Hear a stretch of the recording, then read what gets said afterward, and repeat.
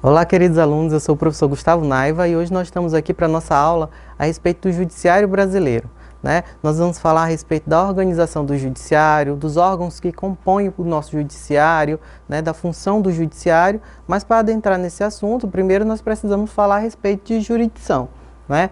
A palavra jurisdição, ela vem do latim, que quer dizer juris e discertis, né? Que justamente diz dizer o direito. Bom, podemos definir que a jurisdição ela é o poder que o Estado detém, né, para aplicar o direito a determinados casos, com o objetivo de solucionar conflitos e interesses, né, e com isso resguardar de fato a ordem jurídica e a autoridade da lei. A jurisdição é justamente o poder, né, o dever, a função e a atividade do Estado.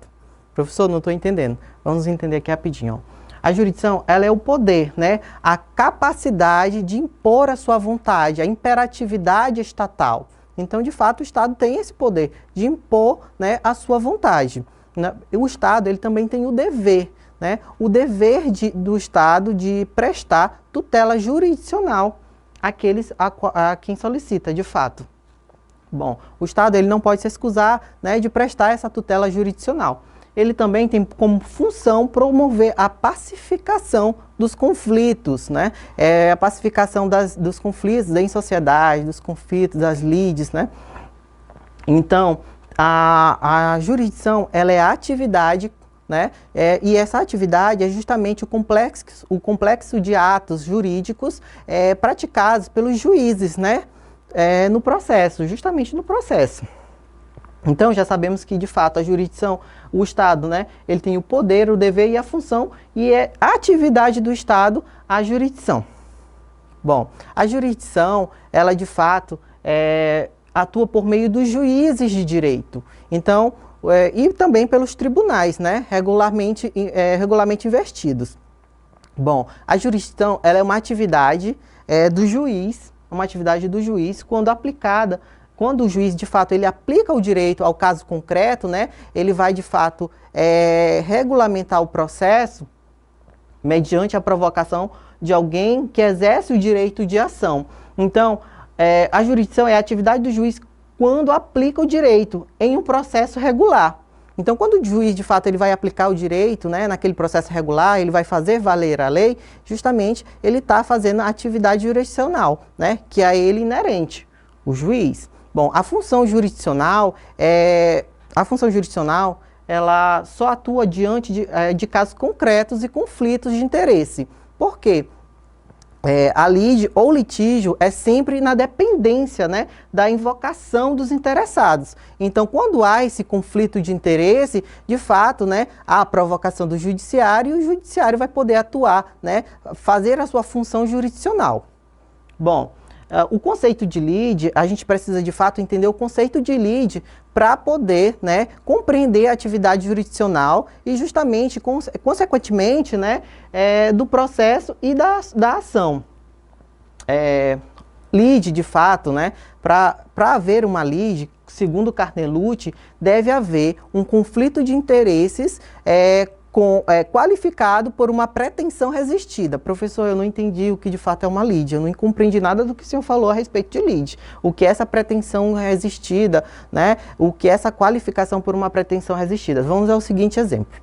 Joãozinho, de fato, tem um terreno, né? Que é um terreno muito bonito, tem algumas plantações lá nesse terreno, tem toda a documentação daquele terreno e tem a posse e a propriedade, tudo regular.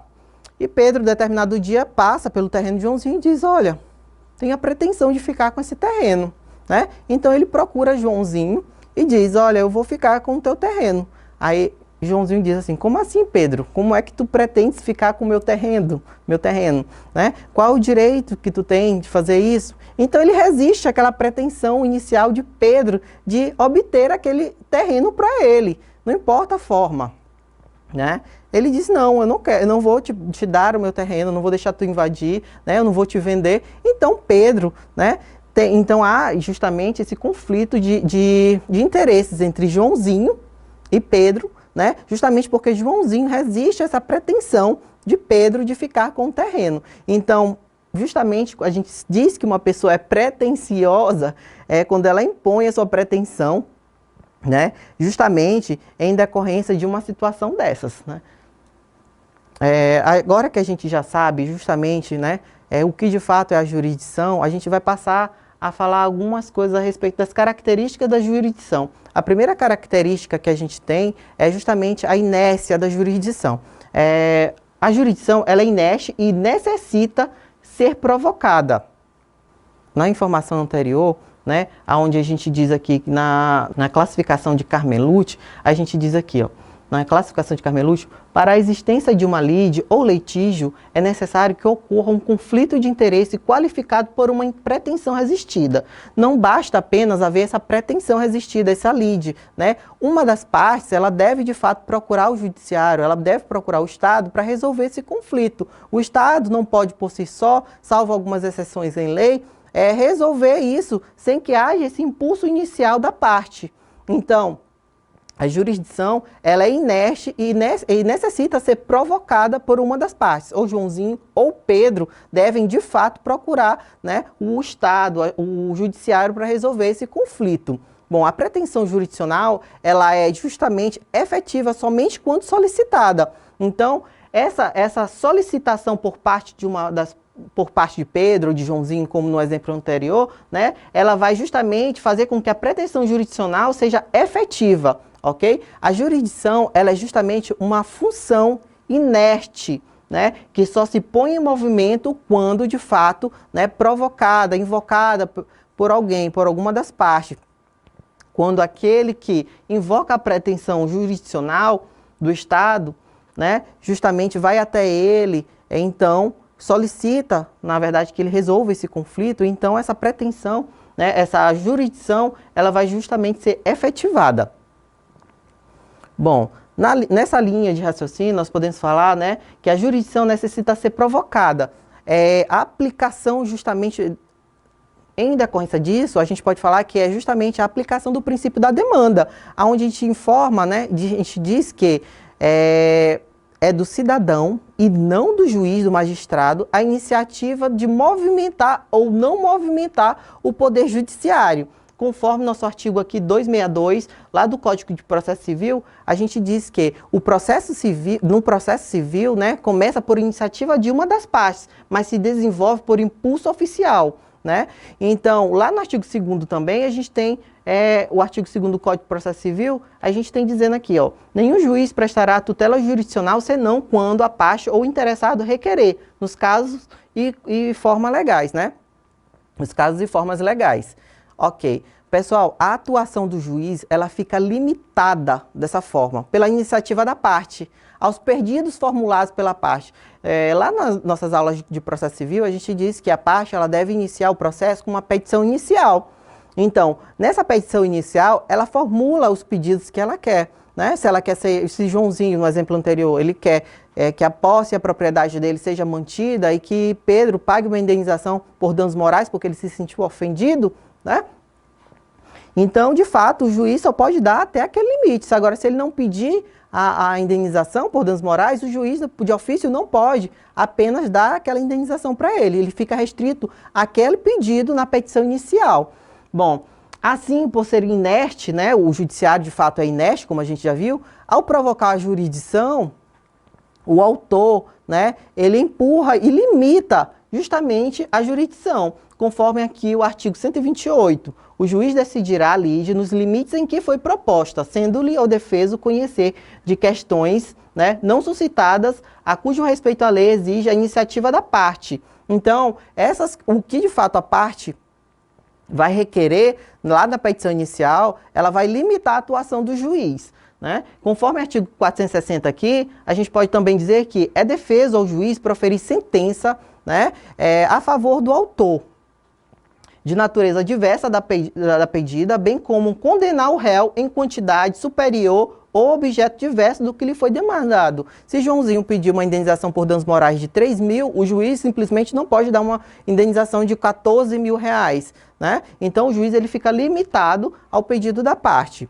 Bom, existem algumas exceções a essa regra, e é justamente aqui no artigo 989 do Código de Processo Civil, onde ele diz que o juiz, de ofício, né, ele pode iniciar o inventário, se nenhuma das partes mencionadas no artigo antecedente o requerer no prazo legal. Então, no processo de família, de fato, né, o juiz ele pode, por iniciativa própria, iniciar o inventário. Bom, outra exceção é justamente do 461 do Código de Processo Civil, onde diz que na ação que tenha por objeto o cumprimento de obrigação de fazer ou não fazer, o juiz concederá a tutela específica da obrigação ou, se procedente o pedido, determinará a providência que assegurará o resultado prático e equivalente ao do adimplemento. Então, pessoal, o resultado prático equivalente, né, se tem nesse caso um resultado prático equivalente diverso daquele que foi requerido inicialmente, lá na petição inicial pelo autor, tá bom? E agora, outra característica que a gente tem da jurisdição é que, de fato, ela é indeclinável, indelegável e inevitável, ok? Constitucionalmente, ficam, de fato, proibidos os tribunais de exceções, né, tribunais ou juízes de exceções. A gente já falou isso em uma das nossas aulas. Né? Sendo a jurisdição exercida somente pelo Estado juiz. Então, somente o Estado juiz, né, pode, de fato, exercer aquela jurisdição. Pelo juiz natural, por aquele que é investido no poder judiciário, no poder de julgar. Tá bom? Não poderá o juiz se eximir de julgar, salvo caso de impedimento, suspensão, incompetência, tampouco delegar suas atribuições de julgamento. A gente também já falou isso nas nossas aulas de processo civil, que o juiz ele não pode se negar a julgar, tá bom? A não ser por caso de suspeição, que a gente trabalhou os casos de suspeição, de impedimento, incompetência, tampouco, né? Ele não pode delegar suas atribuições de julgamento a outra pessoa. Bom, somente o juiz, ele exerce a jurisdição. O juiz leigo, ele de fato, ele não pode exercer, né, a jurisdição. A gente também tem uma observação aqui, que é da arbitragem. Ela não é praticamente, não é jurisdição. Ela de fato é equivalente à jurisdição, tá bom? Um artigo bastante interessante do Código de Processo Civil que a gente traz aqui é o 126. O juiz ele não se exime de sentenciar ou despachar alegando lacuna ou obscuridade da lei. Nesses casos, o juiz, ele de fato tem que utilizar a analogia, né, os costumes e os princípios gerais do direito para poder resolver o caso. Ele não pode simplesmente dizer, aqui tem uma lacuna, tem uma obscuridade da lei, eu não vou julgar esse caso, né? Ele tem que de fato julgar. Aqui, Nelson Nery Júnior, ele afirma que, embora seja a atividade típica do Poder Judiciário, a jurisdição ela pode ser excepcionalmente exercida, né, lá pelo Poder Legislativo. Por que o Poder Legislativo pode, de fato, exercer essa função atípica dele? Bom, conforme o artigo 52, inciso 1 e 2 da Constituição Federal, quando a competência do Senado Federal para o julgamento do presidente e vice-presidente nos crimes de responsabilidade. Então, de fato, né, o Senado Federal ele pode, sim, julgar esses crimes cometidos pelo presidente ou pelo vice-presidente nos crimes de responsabilidade. A jurisdição ela também é desinteressada e imparcial. Né? O que quer dizer com desinteressada e imparcial? Põe em prática as vontades concretas da lei, que não se dirige a um órgão julgador, mas sim aos sujeitos da relação jurídica, né? Bom, ela também é substitutiva. O Estado, ele chama para si o problema. De fato, ele não permite que haja uma autotutela, né? Que a pessoa faça justiça com as próprias mãos. O Estado, ele substitui a vontade das partes. Bom, definitiva. As decisões judiciais, elas são protegidas pelo manto da coisa julgada. Então, há de fato uma proteção, né, a essas sentenças, essas decisões judiciais, né? E ela é única, unidade, né? Ela é indivisível, a jurisdição ela é indivisível. Os princípios que regem a jurisdição são os seguintes, né? A gente também já trabalhou eles na nossa aula de teoria geral do processo, que é justamente o da inafastabilidade da jurisdição, onde veda que a lei suprima de jurisdição qualquer ameaça ao direito, né? A lei, ela não pode suprimir da jurisdição a apreciação dessas ameaças, né? A investidura, quem exerce a jurisdição, ela deve estar investido no cargo de juiz, tá bom? A gente viu isso no slide anterior. E a indelegabilidade da jurisdição, não se pode delegar a jurisdição a terceiros. A tarefa de solucionar conflitos é do Estado, né? É do Judiciário. Então, eu não posso simplesmente passar essa função lá para o Poder Executivo. Bom, aqui nós temos a seguinte informação: jurisdição contenciosa e jurisdição voluntária. Pessoal, quando a jurisdição é contenciosa e quando a jurisdição é voluntária? A jurisdição contenciosa é a jurisdição por excelência, né? Ela existe de fato uma lide, que é uma pretensão resistida, né? Há um conflito de interesses, uma pretensão resistida, um conflito de fato entre as partes, né? Surge de fato o Estado, juiz, diretor do processo, objetivando resolver o conflito, pacificar e compondo de fato os conflitos. Pessoal, recapitulando, a jurisdição contenciosa é justamente aquela que há uma lide, né? O que é uma lide? A gente viu lá no conceito do autor Carmen Lúcia, né, que a lide é de fato um conflito entre as partes, qualificado por uma pretensão resistida. Lembra lá do exemplo do Joãozinho, que tinha um terreno, que de fato, né, o Pedro passou lá em frente do terreno e disse: olha, quero esse terreno, tenho a pretensão de ficar com esse terreno. E o Joãozinho foi lá e resistiu. Disse: poxa, cara, tu é muito pretensioso, né? Tu é muito pretensioso. Eu não vou te dar o meu terreno simplesmente porque tu quer. Então, justamente, nasce um conflito entre as partes, entre Joãozinho e Pedro. Então, a jurisdição contenciosa é justamente isso. Já a jurisdição voluntária, não. O que de fato a gente tem, a diferença entre elas duas é que uma há um conflito, né, uma lide, e na outra não há uma lide. O juiz, ele realiza justamente a gestão pública da lei, né? Gestão pública dos interesses privados. Não há uma lide, mas negócio jurídico processual que necessita a chancela do Estado por meio da jurisdição. Então, pessoal, a diferença de fato entre a jurisdição contenciosa e voluntária está bem aqui, ó. Eu até marquei de vermelho que era para destacar. Não há lide na jurisdição voluntária, e na jurisdição contenciosa há justamente essa lide, esse conflito de interesses qualificados por uma pretensão resistida, tá ok? Pessoal, utilizem a nossa hashtag Fique em Casa Aprendendo, tá bom? Essa foi a nossa aula de hoje. A gente aprendeu o que de fato era a jurisdição, né? As características dessa jurisdição, o que de fato é uma lide. Então, a gente sabe que a jurisdição ela é inerte, ok? A principal característica é justamente essa, que a jurisdição ela é inerte e que precisa o Estado ser provocado por uma das partes ou pelo Ministério Público para que ele possa, de fato, né, exercer a sua função jurisdicional. Então, na próxima aula a gente vai falar a respeito da organização do Poder Judiciário, tá ok? Até a próxima aula. Tchau, tchau.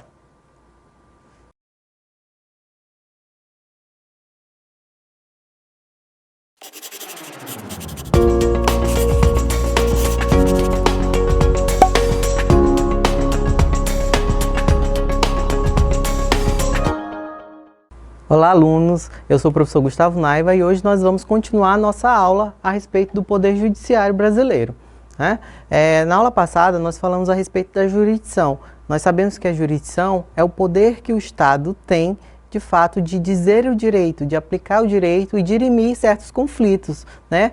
Então, esse era um estudo, nosso estudo inicial, para poder entrar, de fato, né, no assunto do judiciário brasileiro, conhecer o nosso judiciário brasileiro. Bom, para falar a respeito do judiciário brasileiro, nós primeiro temos que saber como se deu essa separação dos poderes, né, entre o executivo, o judiciário e o legislativo. Lá em 1748, um filósofo, político, escritor francês, né, Montesquieu, em seu livro O Espírito das Leis, ele de fato apresentou a teoria da separação dos poderes, tá ok? Essa teoria, ela foi concebida de fato, né, com o objetivo de assegurar a liberdade dos indivíduos e efetivar, né, o regime democrático. Além disso, ele tinha também como objetivo, né, de aumentar a eficiência do Estado por meio de uma distribuição das suas atribuições entre os órgãos, né, especializados. Bom, Com essa repartição, por exemplo, era possível, de fato, combater o Estado absoluto, né? Que é aquele que o Estado absoluto, que fica na mão de um monarca ou de um ditador. Então, essa foi a intenção, de fato, de Montesquieu ao criar a teoria da separação dos poderes. O próprio Montesquieu, ele tece, né, uma crítica a essa nomenclatura de separação dos poderes. Ele diz que o poder político ele é uno e indivisível. Então, com isso, de fato, não deveria se falar em separação dos poderes, e sim em distribuição das funções estatais, né? Assim, o Montesquieu ele propõe, na verdade, a separação dos poderes, justamente em 3 partes, né? No legislativo, no judiciário, no executivo e no judiciário. E é por conta disso que hoje podemos chamar essa divisão de tripartição dos poderes. O Brasil, de fato, ele adota, né, esse modelo de administração pública. E esse modelo de administração pública ele é justamente considerado um princípio fundamental do direito, né? Ele está lá na nossa Constituição Federal, no artigo 2º, onde diz: são poderes da União, independentes e harmônicos entre si, o legislativo, o executivo e o judiciário. Pessoal, o poder judiciário, ele é justamente, né, o órgão que possui a função de administrar a lei e a justiça perante a sociedade. A gente disse, né, que a jurisdição é o poder que o Estado tem, né, e o órgão responsável por esse poder, né, de dizer a lei e administrar essa lei é justamente, né, o poder judiciário. Então, é justamente o poder judiciário que possui a função de administrar a lei e a justiça perante a sociedade. Isso significa que esse setor ele possui a finalidade de defender os direitos, né, da pessoa física, da pessoa jurídica, animal e ambiental. Dessa forma, ele promove, né, a justiça e resolve os conflitos, né, conflitos que possam surgir na sociedade, através dos métodos como investigação, apuração, julgamento e punição, né? A gente sabe lá das sanções que a gente trabalhou nas aulas de direito penal. Dentre os poderes que compõem a República Brasileira, cabe ao Poder Judiciário interpretar as leis elaboradas pelo Legislativo, né, e justamente promulgadas pelo Poder Executivo. Ele deve, de fato, aplicá-las, né, essas leis, o Poder Judiciário ele deve aplicar essas leis em diferentes situações e julgar os cidadãos, né, os cidadãos que, de fato, por qualquer outro motivo, né, tenham, de fato, descumprido as leis, as suas obrigações civis. Bom, o judiciário, ele visa garantir e defender os direitos individuais, como a gente falou lá na nossa primeira parte, né, na primeira parte do nosso material. Ou seja, ele promove a justiça, resolvendo, né, dirimindo os conflitos que possam surgir na vida em sociedade. Bom, as responsabilidades e a estrutura do Poder Judiciário, de fato, elas são determinadas pela nossa Constituição Federal, pela nossa lei maior, né, lá no do artigo 92 ao artigo 126. E nessa parte aqui, a gente tem justamente essa afirmação para poder começar o nosso próximo conteúdo, né? Que é justamente, todos os cidadãos têm o direito de solicitar que o judiciário se manifeste de maneira a resolver disputas ou punir aqueles que não cumprem as leis. Então, lembram lá dos princípios do direito, né?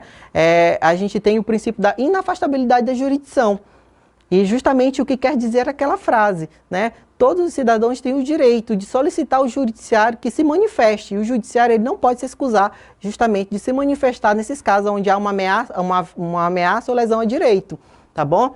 Então, a gente vai falar aqui dos princípios que constituem, que são a base do nosso poder judiciário. Os 3 principais princípios, que são justamente o princípio da inafastabilidade da jurisdição, que está lá no artigo 5º da nossa Constituição Federal, no inciso 35, onde diz que a lei ela não excluirá da apreciação do poder judiciário lesão ou ameaça a direito.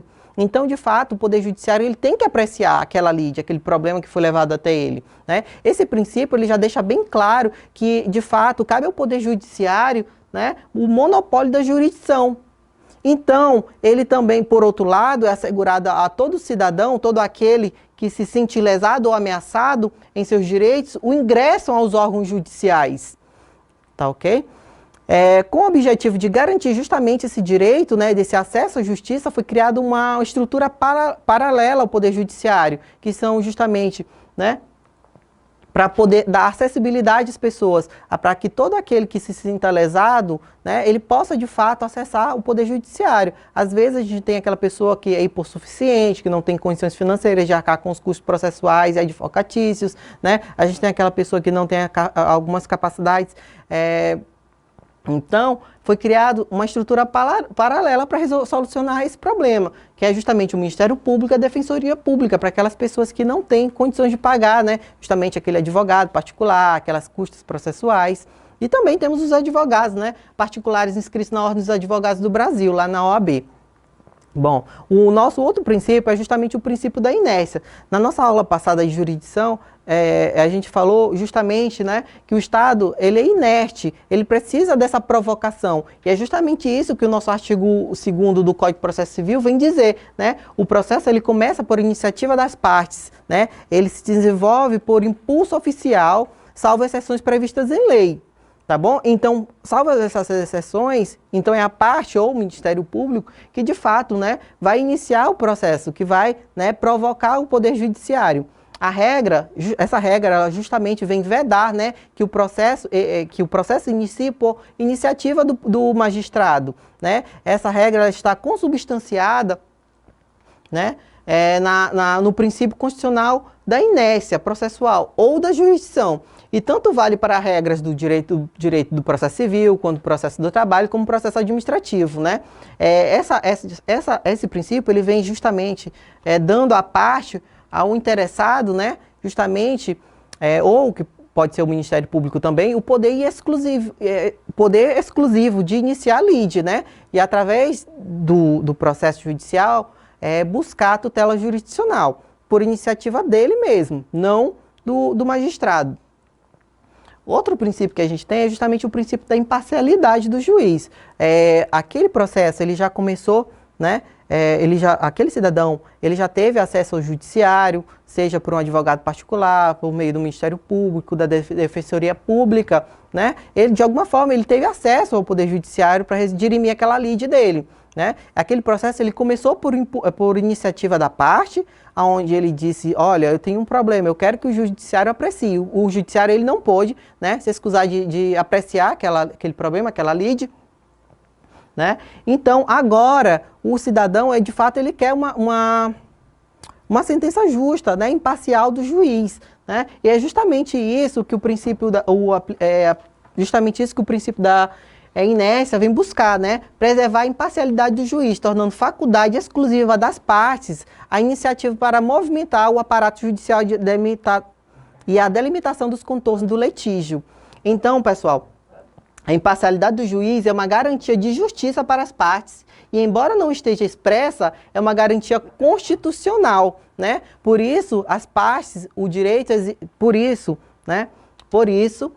tem as partes o direito de exigir um juiz imparcial, tá ok? Pessoal, a gente já falou dos princípios que compõem, que fazem parte da estrutura do nosso Poder Judiciário, e agora a gente vai falar das funções do Poder Judiciário. O Poder Judiciário ele tem a sua função típica e a sua função atípica. Professor, qual é a função típica do Poder Judiciário? Pessoal, a gente falou desde o início da nossa aula, né? Então fica fácil de entender que a função típica do nosso Poder Judiciário é a função de julgar, também conhecida como a função jurisdicional, ou seja, dizer o direito ao caso concreto, tá bom?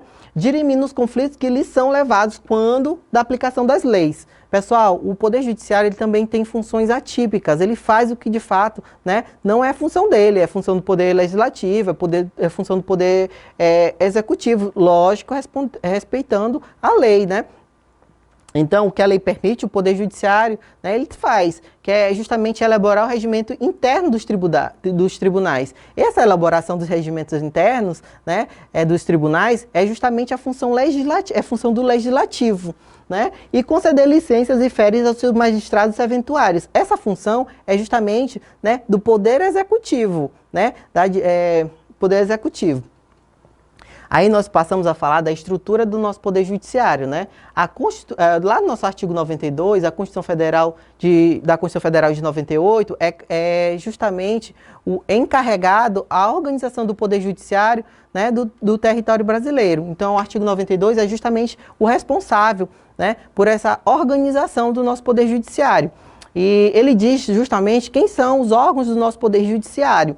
Aqui temos como órgão do nosso Poder Judiciário, né, o Supremo Tribunal Federal, o Conselho Nacional de Justiça, o Supremo Tribunal de Justiça, né, o Tribunal Superior do Trabalho, os Tribunais Regionais Federais e Juízes Federais, os Tribunais e Juízes do Trabalho, os Tribunais e Juízes Eleitorais e os Tribunais e Juízes Militares, os Tribunais e Juízes do Estado e do Distrito Federal e Territórios, tá ok? Então, no artigo 92, a gente encontra a composição do nosso Poder Judiciário. Tá ok? E como funciona o nosso Poder Judiciário? Pessoal, o Poder Judiciário, na verdade, ele possui vários órgãos, como a gente acabou de ver. E cada um desses órgãos, eles funcionam de maneira hierárquica, ok? Sendo essa hierarquia, né, sendo que essa hierarquia é formada por instância ou grau de jurisdição. A gente já vai ver o que de fato são instâncias ou graus de jurisdição. O Poder Judiciário, ele é dividido em justiça comum e justiça especializada. A gente vai mais para frente olhar o nosso organograma e a gente vai poder visualizar essa estrutura do nosso Poder Judiciário. Mas é importante a gente ressaltar aqui que a primeira, né, a justiça comum, ela é composta pela Justiça Federal e a Justiça Comum. Já a justiça especializada, ela é composta pela Justiça Militar, pela Justiça Eleitoral e pela Justiça do Trabalho, tá ok? Além das instâncias, estabeleceu-se também, com o objetivo de organizar e facilitar o trabalho do judiciário, uma divisão de matérias, né, ou questões que são julgadas. Elas podem ser de direito civil, quando se relacionam com conflitos e surgem entre pessoas, empresas e instituições, né, penais, quando se referem a tipos de crime, trabalhistas, conflitos entre trabalhadores e empregadores e patrões, né, eleitorais, que é justamente quando temos questões que se relacionam a campanhas eleitorais ou as eleições, de fato, né, militares que envolvam crimes, né, da esfera das Forças Armadas, que são a Aeronáutica, Marinha e o Exército, e justamente federais, né, casos que forem de fato de interesse, né, do governo federal, que se relacionem, né, diretamente com a política e a política e administrativa do Brasil. A organização política e administrativa do Brasil. Bom, na primeira instância, né, que é composta por juízes de direito de uma comarca, a primeira instância é composta por juízes de direito de uma comarca, pessoal. E só para esclarecer aqui, a comarca é uma divisão territorial, né, uma divisão do território brasileiro para fins de aplicação da justiça, que engloba vários municípios. Ou seja, em uma comarca a gente pode ter N municípios, a gente pode ter alguns municípios, tá bom? A gente não vai adentrar muito nesse assunto, que mais para frente a gente vai, de fato, mostrar para vocês lá no organograma. Bom, cada comarca ela possui um juiz habilitado para julgar as causas cíveis e penais, né? E nela também encontramos também juízes do trabalho, juízes eleitorais e juízes federais. Bom, assim, a primeira instância é aquela na qual o juiz, ele analisa e julga em primeiro lugar um caso apresentado ao Poder Judiciário. Então, quando a gente leva de fato o caso à apreciação do Poder Judiciário, a gente tem uma decisão monocrática, né? O juiz, apenas um juiz decide, né? Caso a gente não concorde com aquela decisão, ache injusto, o juiz deu menos do que eu pedi, eu acho que eu devo receber muito mais, né? Eu tinha muito mais pedidos que não foram atendidos, eu de fato tive uma sentença procedente, mas nem todos os meus pedidos foram atendidos, né? Ou de fato eu era parte, eu era réu naquele processo e perdi, eu não consegui provar a minha inocência. Então eu tenho o direito, né, segundo o princípio lá do duplo grau de jurisdição, eu tenho o direito de que aquele meu caso, aquela minha sentença, aquele meu processo, ele seja reanalisado. Aqui na segunda instância, né,